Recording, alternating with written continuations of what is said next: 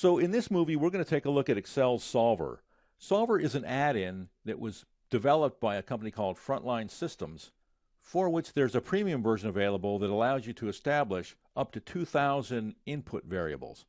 We're going to look at a model that's far simpler than that, and then we're going to set up the linear programming model and identify the constraints associated with our equation, and then have Solver minimize the cost associated with shipping product from factories where it's produced to warehouses where it's stored and sold. I've got a model set up here that we're going to have Solver optimize, and that's what Solver does. Solver either minimizes or maximizes the output or value that's derived from some functions and formulas that feed that value, subject to some constraints that we can define. Now, if some of that doesn't make sense, you'll gain some clarity when we walk through the example. So the example is, and this is a sort of a standard optimization model, where we have some warehouses that we need to ship product to, and we have factories that's producing the output. We have factory 1 that is producing a supply of 3,000 units, factory 2 is 5,000, factory 3 is 7,000, and so on. And the 5 warehouses are all established around some geographical regions that satisfy a demand. And for warehouse 1, the demand is 2,000 units. For warehouse 2, it's 5,000 units, and so on. So this model, the cost to ship part of this model, balances the supply and demand. Both of these totals are the same. If I select the demand and look at the total down in the status bar, I get 21,000. And if I select the supply, I have 21,000 as well. That's not a necessary component for this equation or this model to be fed into Solver for it to work. It just happens to be a fact. So within this schedule, we have costs. Cell C7 represents the cost for factory 1 to ship to warehouse 1. C8 is the cost for factory 1 to ship to warehouse 2. So in this schedule, we've identified the cost for each factory to ship to each warehouse. And what we want to do is minimize the cost, the shipping costs in total, by determining the number of units that we need to ship from each factory to each warehouse. So the second part of this model, which is basically a mirror image of the first, is going to represent the units that we're going to ship. And what we want to do is add across and add down totals that when we fill this grid structure in with the number of units equal the number of units we've already defined for the supply and demand. So I'm going to put some numbers in here using a function called ranBetween that allows me to establish a beginning value and an upper value.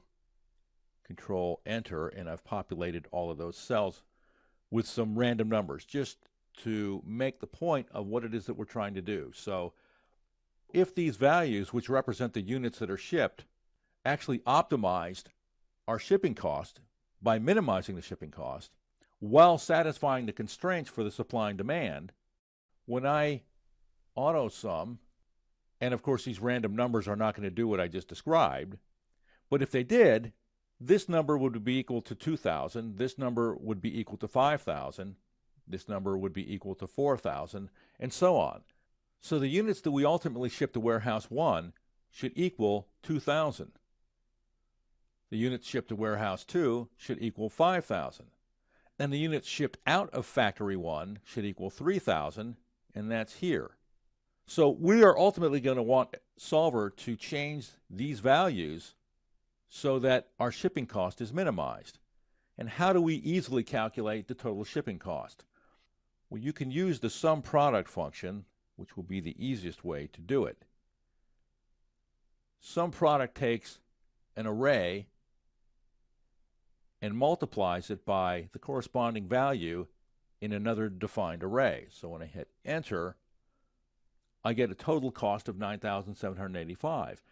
And you may have noticed that the numbers, the units to ship, changed. That's because my ranBetween function is a volatile function. So every time the worksheet recalculates, you'll get a new number, a new random number.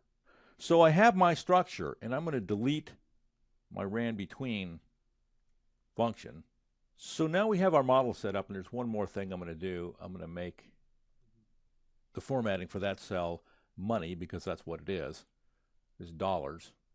So now that we have the model set up, we're going to turn to Excel Solver to provide a solution for this problem.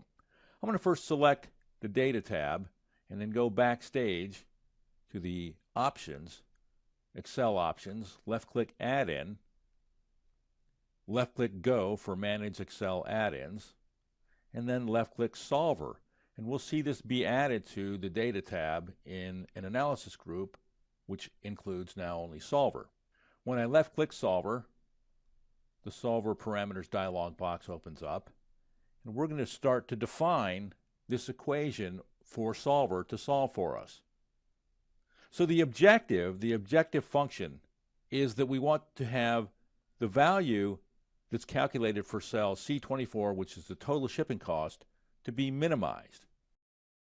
And how we're going to have Solver do that is to change the units that are shipped from each factory to each warehouse, which is going to be in this area right there. But we're not done. We're setting up a linear programming model, and linear programming models are subject to constraints. And we have some constraints identified here.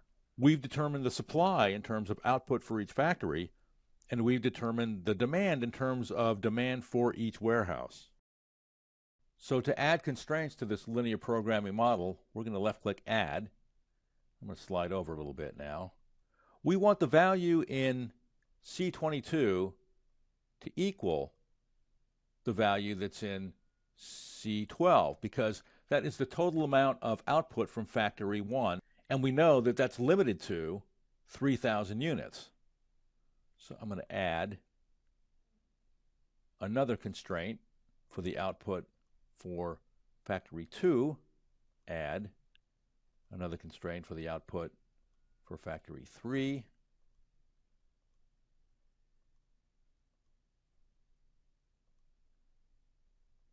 and we need to do the same thing with the warehouse demand, because we know that the calculation down here should equal the constraint that we've already defined a value for warehouse 1, which is a demand of 2,000 units.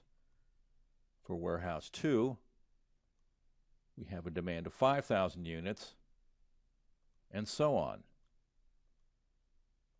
So I've got the last constraint defined as far as the supply and demand goes, but we're not done yet. There are other constraint rules that we need to define here, so I'm going to add another one. And the constraint rules can include what we've already done to establish a range of value or a value. It can also include a rule that we have only positive values, and since we want to minimize the cost, if we don't define these units to ship as positive numbers, we can minimize the cost by shipping imaginary negative units, and we'll drive the cost way down. But all the values in those cells need to be positive, so they need to be greater than or equal to 0. And we can also establish constraint rules that include numbers that are just integers, which is another thing we need to do because we can't ship partial units. We either ship a unit or we don't. And the last sort of constraint, which we don't need for this particular model, is to establish a constraint that's a binary, yes, no, true, false, 1, 0 constraint. So I'm going to left-click OK because that's the last constraint I need to define. And in the center of the dialog box, we see all of our constraints listed. This linear programming model, this solver model, will be stored with this workbook. We can load in other models from other workbooks if we want to. And there's 3 different ways that we can have this solved. One has to do with nonlinear functions. The second one is for linear functions, and the third one is for functions that map out areas within which the optimized result can be found. Without getting into all of that, I'm going to pick the second one, which is linear, and then left-click Solve. And moving the dialog box over, we found our solution. The minimum cost as far as the output from the factories to satisfy the demand at each one of the warehouses is $122,000. The default is to keep the solver solution. I'm going to left-click OK. Since that's what we were after, we'll just keep those numbers. So that's Excel's solver. We looked at a standard cost model where we have factories that are producing product that are shipping to different warehouses, each one of those shipping possibilities being a different cost. And we sought to minimize the cost by establishing a linear programming model using Solver by first identifying the objective function, which is the value in C24. We chose to minimize this value since we're trying to reduce the cost and get the minimum cost. We then set up the constraints that existed for this particular model as far as supply and demand, and then we had Solver solve the linear programming model to generate a result of $122,000.